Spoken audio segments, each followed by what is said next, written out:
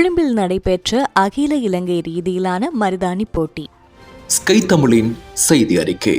பெண்களின் சுயதொழிலை ஊக்குவிக்கும் முகமாக ஸ்கை தமிழ் ஊடக அமைப்பின் ஒரு அங்கமாக இயங்கும் ஸ்கைலங்கா கல்லூரி ஏற்பாடு செய்த அகில இலங்கை ரீதியிலான மருதாணி போட்டியானது ஸ்கைலங்கா கல்லூரியின் முகாமையாளரான ஹாஷிகா ஃபர்சான் அவர்களின் தலைமையில் செப்டம்பர் 7ஆம் தேதி கொழும்பு கிராண்ட் பாஸ் வெட்டிங் பேன்கட் ஹாலில் சிறப்பாக நடைபெற்றது.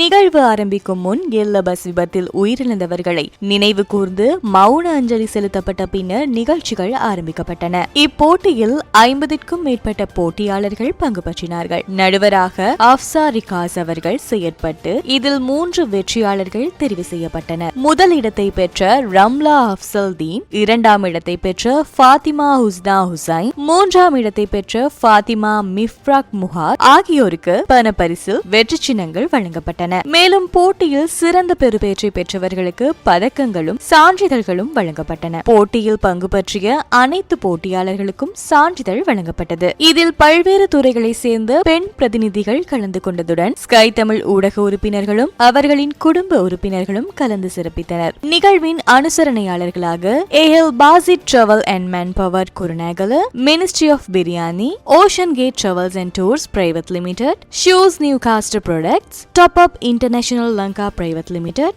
நுஸ்கியாஸ் ஹெனா, ஹானியா ஃபேஷன் அகாடமியா ஆகியோர் திகழ்ந்தமை குறிப்பிடத்தக்கது.